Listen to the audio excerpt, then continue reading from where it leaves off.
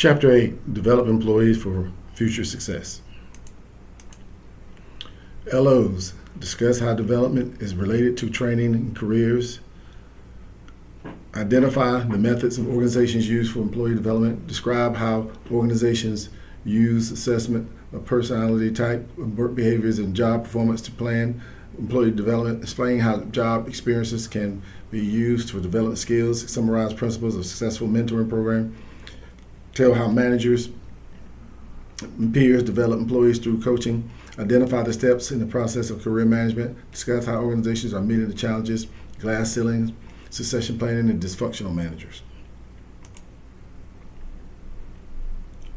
So when we look at development and training, you have in development training, employee development is the combination of formal education, job experience, relationships, assessments of personality, abilities to help employees prepare for future careers. Rapidly changing business environment includes international expansion. Employees need a broad work range of technical and interpersonal skills. Training prepares employees for other jobs and positions and challenges and responsibility. So when you look at this, you think of employee development, see it encompasses so many different areas. And it's the education, job experience, the personal experiences, the works, all of that comes in there. And this is a global society now. This is a global economy. Despite if anybody doesn't believe that, they're mistaken. And so you have to develop your people for a broad range of skills and technologies because it is global now. And the competition is fierce too. So, and you prepare these employees for other jobs and positions and stuff, but that's part of your responsibility of the manager to do that. Training versus development. So, look at this. Let's take a look at this for real. Training versus development. So, training is, you think about training, that's for current. So, always remember that. That's what you currently do now. So, and when you think about development, that's preparing you for the future, where you're headed to, what you're getting ready to do. And so, and you can see underneath it there's current, low, goal, preparation for current job, participation required. Development is usually future, use of work experience is high, preparation for changes, goal, and it's voluntary. So a lot of times you've had organizations, they will have voluntary training that people can participate in to help them develop. But when you think of training, think now. You think of development, think for the future. Development for careers. So protein careers changes frequently based on changes in person's interests and skills and the work environment. So employees take responsibility for managing their careers. Employees are constantly developing remarkable skills.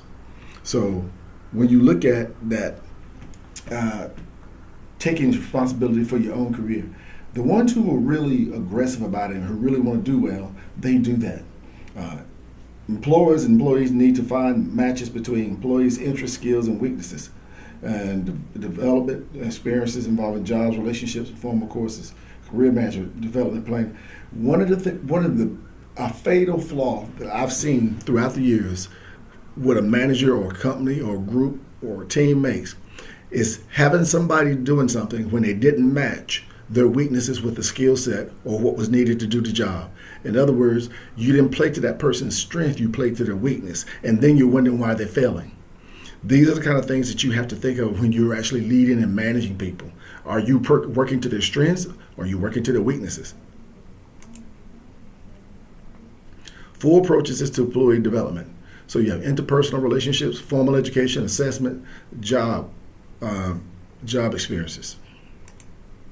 So formal education, that's going to include your 4-year schools, 2-year schools, 4-year school, the works. Many companies have training development centers, increasingly moving away from classrooms to the internet because it's just more economical. They can get more people involved. Assessing. This is something that has gotten very big. Collecting information and providing feedback to employees about behavior, communication, or skills. Most frequently used to assess managerial potential. Comes from employees, peers, managers, or customers. Methods of vary. Psychological tests, self-peer management ratings, assessment centers. So you have all these things. One of the ones that I look at right here is like they call it the 360. And this is where you actually talk to a person's manager. Then you talk to people who are their peers, and then you talk to people who work for them, direct reports, and get 360 and get feedback. Oh, tell me about Sally. What type of leader is she? And those I found those to be very helpful. Assessment, psychological profiles. This is something that comes up too. You have the Myers-Briggs. So it measures 4 areas: energy, information gathering, decision making, and lifestyle. Helps organizations understand the communication, motivation, teamwork, and work styles and leadership of people in the groups. Research on effectiveness is inconclusive. So you have some people where they look at this and they try to determine. Give you an example. Well, you have a guy who's got all the credentials and he's got everything you look like or you want on paper, but in reality, what you find out is he's an actual introvert put in an extrovert position. Now, there are some people who can do this. They're introverts, but they operate like an extrovert to do a job. And then there's some other folks that don't do well with that. But this is one of the things that people are trying to determine when they look at managers and try to assess whether or not they would be good for their type of group. You have the DISC assessment. Identifies individuals' behavioral patterns, categories of dominance, influence, steadiness, and conscientious.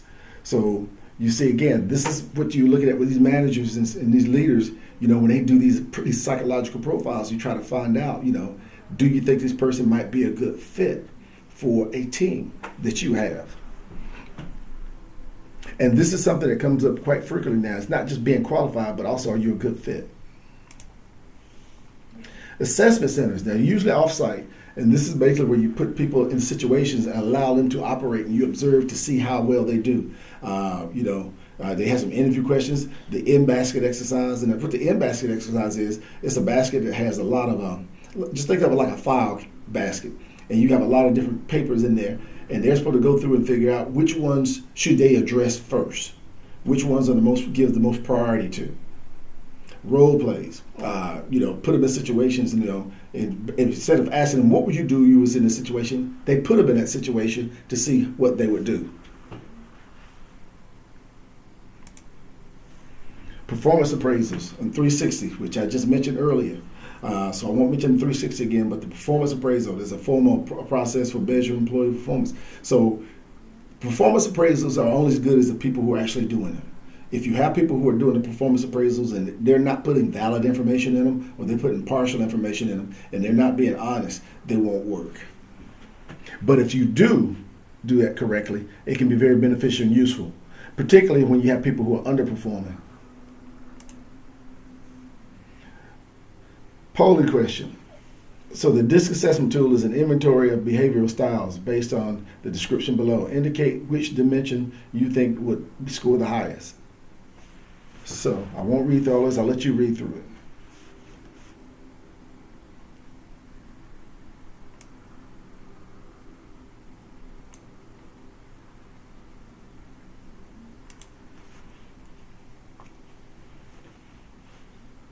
Approaches to employee development. Job experiences. So combination of relationships, problems, demands, tasks, and other features of employee's job. Employee must develop. Most employee development occurs here. So when you look at that and you see the actual, I call it the front line. You're hands-on. You're involved in it, and so you're actually doing something, and you know exactly what you're involved in. That's that job experience, and that's the kind of stuff you can't read and learn from a book. Usefulness varies depending on employee views. Various job assignments provide employee development. Working outside of one's home country is the most important job experience that can develop an employee for a career in global economy. So remember I told you this is a global economy that we're in now. Realistically, we are.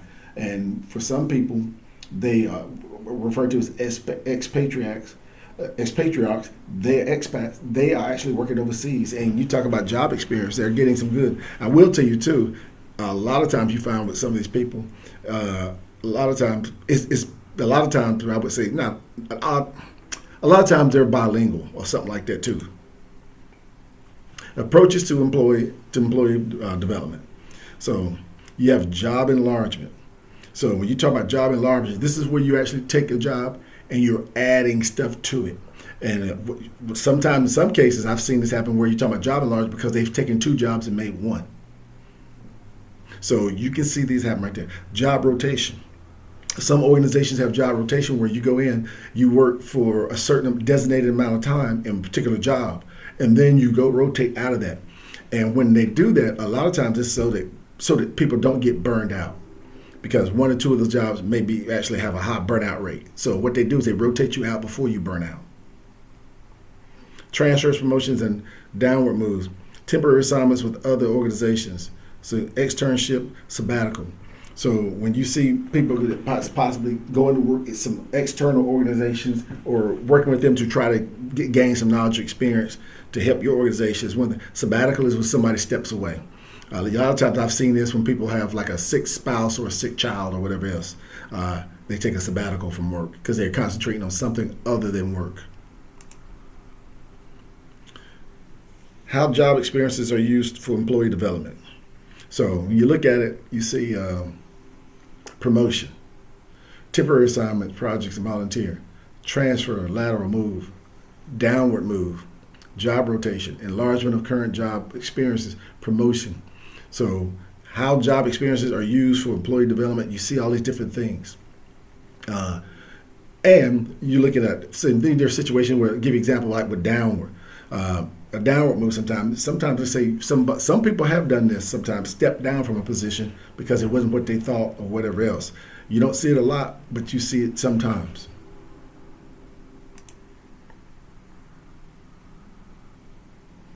Approaches to employee development. So you have interpersonal relationships. Employees can develop skills and increase their knowledge by interacting with experienced members of the organizations. So this is where you have the mentor.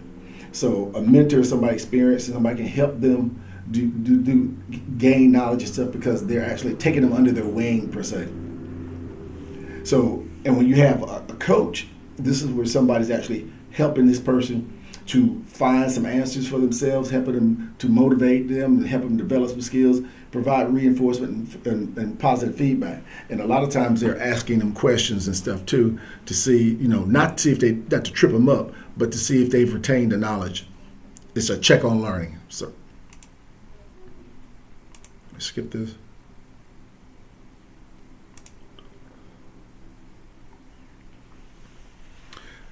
Systems for career management.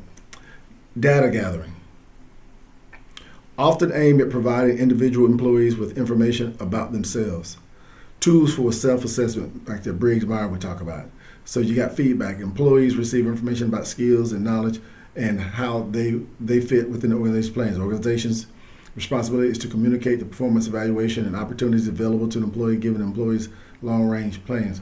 So when you're looking at getting this data and stuff, this is about you learning about yourself and how to improve. And the organization's got to do their part too to make sure, first of all, giving feedback, giving them honest feedback about what's going on, what they see, what they like, what they don't like.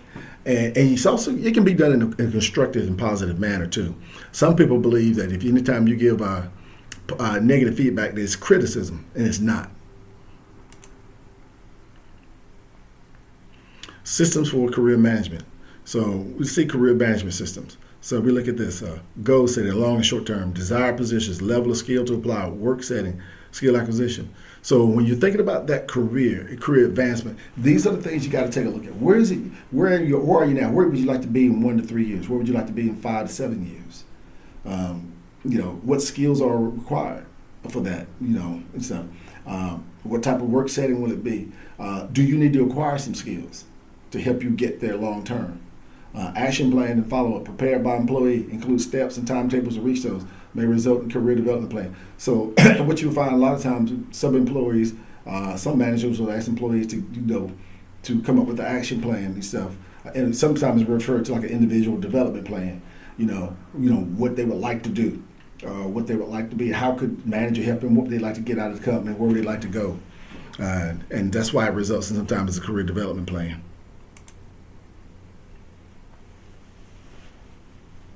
So steps in the career management process. So when we look at this, criteria for focus on competencies needed for career success, include a variety of measures. So the data about you. Learn about yourself. Do the data. Get this information and use it. And it may tell you something about yourself maybe you didn't know, or reinforce some things you did know. Feedback. Maintain that confidentiality, but it's got to be truthful. You got to talk about the strengths and the weaknesses. Goal setting. Involve management and coaches and mentors. So when you talk about goal setting, it's not just the employee, but it be the manager, the coach, and the mentor, all kind of come together for that, setting goals where they want to go, where they think this person should go. Action planning involve management and coach, so that measure success and adjust plans as needed. So this is where you're tweaking stuff so that you can get to where you want to be in those long-term goals.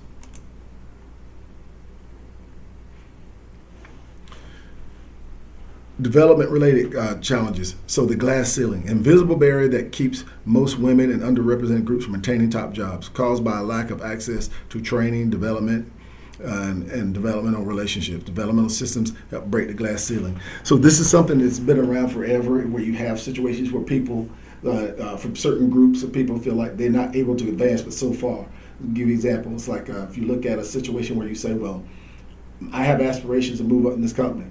But when I look at the senior level people in this company, none of them look like me. And I've been here for 2 years, and I've never seen anybody look like me or anybody else that can advance past this rank right here. That's what's referred to as the glass ceiling.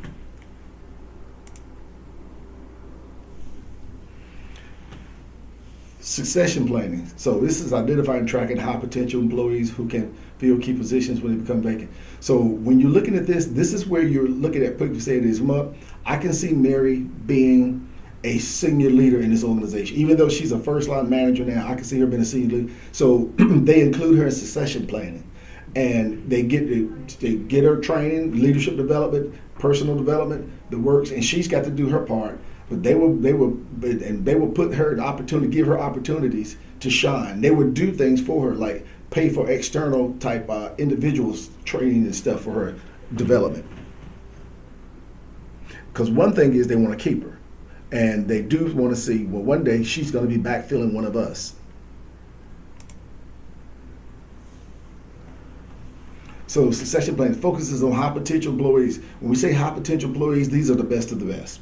These are the ones that they look at and say, you know what, these people are going to be stars, and we want to keep them here.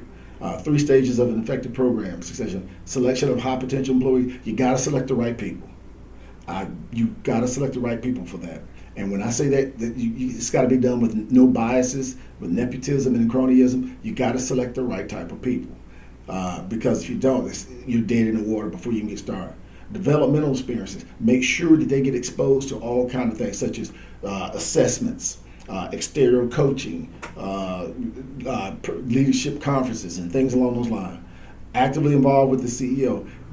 These people get access to the CEO, the executive staff, and the executive staff, CEO wants them to have access because they want to help groom these high potential people to replace them. Process for developing a succession plan. So there's a process you must go through. So when you look at this, identify positions to plan for. Now, here's a big one. Identify employees to include. Define their job requirements. Measure employee potential. So this is really big right here. Not saying coming up with the position, but picking the right people and looking at what they need and measuring what type of potential they have. This is where these assessments and personality things come into. Review and plan to meet developmental needs. Link succession planning with other HR systems. Provide feedback to employees. Measure the plan's effectiveness. All of this comes in there. So it's a process that's involving a high potential. It's not a process just for the high potential, because you duplicate this process with multiple high potentials. So it's not specific to one person. Developmental related challenges. So this is something right here that is a major problem, and it has been probably since the beginning of time, since we had people who were running businesses. Dysfunctional managers. All people are not created equal. Neither are all leaders. Some leaders are actually not leaders by virtue of the type of person they are, or they just a competence level, whatever else. But there's an old saying, people don't quit companies, they quit managers. They quit leaders. It's what they do. I cannot tell you how many people I've known to leave jobs because of a bad leader. So they may engage in behaviors that make them ineffective or toxic, insensitive to others, inability to be a team player, arrogance, poor conflict management skills, inability to meet business objectives, inability to adapt to change.